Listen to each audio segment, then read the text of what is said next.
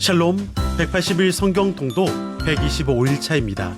오늘 우리가 함께 읽을 말씀은 느헤미야 1장부터 7장까지의 말씀입니다. 바벨론에 잡혀갔던 남유다는 세 차례에 걸쳐 다시 남유다로 귀환했습니다. 1차는 스룹바벨을 중심으로 에스라 전반부에 기록되어 있고 2차는 어제 살펴봤던 에스라를 중심으로 에스라 후반부에 기록되어 있습니다. 그리고 3차가 느헤미야를 중심으로 무너진 성벽을 재건했고 느헤미야서에 기록되어 있습니다. 고레스의 칙령을 통해 1차 귀환이 있은 지 오랜 세월이 흘렀고 에스라에 의한 2차 귀환이 있은 지도 벌써 10년이 넘는 세월이 흘렀습니다. 이때 페르시아 수상궁에 거하던 느헤미야가 예루살렘의 형편을 묻습니다. 예루살렘의 피폐한 상황과 동포들이 당하고 있는 고난에 대해 듣게 된 느헤미야는 울고 슬퍼하며 금식하며 기도합니다. 죄로 인하여 예루살렘이 큰 환난을 당하였지만 징계를 달게 받고 돌이켜 계명을 지키면 회복시키신다고 하신 하나님의 약속을 근거로 그 약속을 이루는 사람으로 자신을 보내달라, 써달라고 기도합니다. 당시 느헤미야는 아닥사스다 왕의 술 맡은 관원장이었습니다. 이 직책은 왕에게 올리는 모든 술에 독이 있는지 없는지를 확인하는 자리로 왕의 절대적인 신임을 받는 자리였고 매일 왕에게 가까이에 있으면서 왕이 국사를 의논하는 참모의 역할을 했던 자리이기도 했습니다. 그런 그가 왕의 허락을 받아 예루살렘의 총독으로 임명받고 성벽 재건을 위해 돌아오게 됩니다. 느헤미야가 구체적인 계획을 세우고 백성들을 설득함으로 성벽 공사가 시작됩니다. 그런데 사마리아 총독이었던 산발랏을 비롯해 주변의 여러 민족들이 이번에는 성벽 재건을 방해하게 됩니다. 그러나 느헤미야와 백성들은 이에 굴하지 않고 한 손에는 연장, 또 한 손에는 칼을 들고 계속해서 성벽 재건을 진행해 갔습니다. 성벽 재건의 또 다른 장애물은 이스라엘 공동체 내부의 문제였습니다.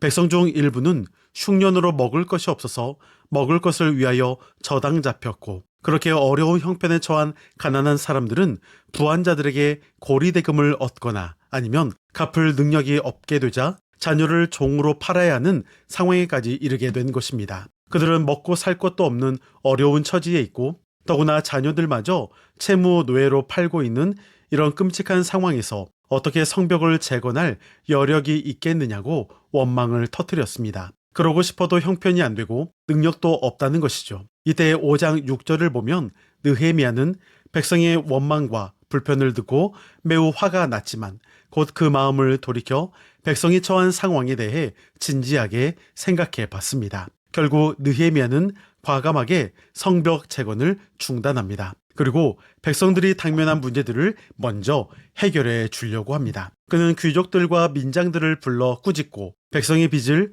대대적으로 탕감해주는 정책을 펼칩니다. 종으로 팔려갈 형편의 동족들을 복귀시키도록 설득합니다. 또한 그는 솔선수범하여 총독으로 있는 기간 동안 총독의 녹을 받지 않았습니다. 느헤미야는 일보다 사람을 더 중요시했고 귀하게 여겼습니다. 백성의 부르짖음을 들었기 때문에 하던 일을 과감히 중지할 수 있었던 것입니다. 그렇게 문제를 해결해주고 난 다음에 백성의 동의를 얻어서 성벽 재건을 다시 시작합니다. 백성의 목소리에 귀를 기울이고 그들의 아픔을 우선적으로 돌보는 지도자의 본심을 백성들이 모를 리가 없습니다. 그 결과 52일 만에 성벽 재건이 끝났습니다. 모든 백성들이 힘을 합친 결과입니다. 백성의 심각한 문제를 먼저 해결하고 그들의 기쁜 마음으로 성벽 재건에 다시 동참할 수 있도록 느헤미야가 이끌었습니다. 느헤미야의 따뜻한 배려와 존중, 그렇게 함으로 서로가 신뢰하는 가운데 하나 되어 결국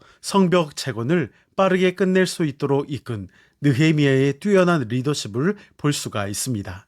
7장은 재건된 성의 적재적소에 지도자를 세우는 일과 예루살렘 백성들의 인구를 조사하고 있습니다. 이는 1차 귀향민들이 돌아온 때와 느헤미야 시대의 이스라엘 인구를 비교할 수 있습니다. 또한 아직 이루지 못한 성벽 재건을 느헤미야가 이루었다는 역사적 연계성도 있습니다. 1차 귀향민들이 품어왔던 비전이 느헤미야 시대 때 드디어 성취된 것입니다. 하나님께서 이 모든 것을 인도하셨고 하나님의 뜻대로 이루어 가심을 성취하고 계심을 볼 수가 있습니다. 이제 내용을 기억하면서 느헤미야 1장부터 7장까지의 말씀을 들으시겠습니다.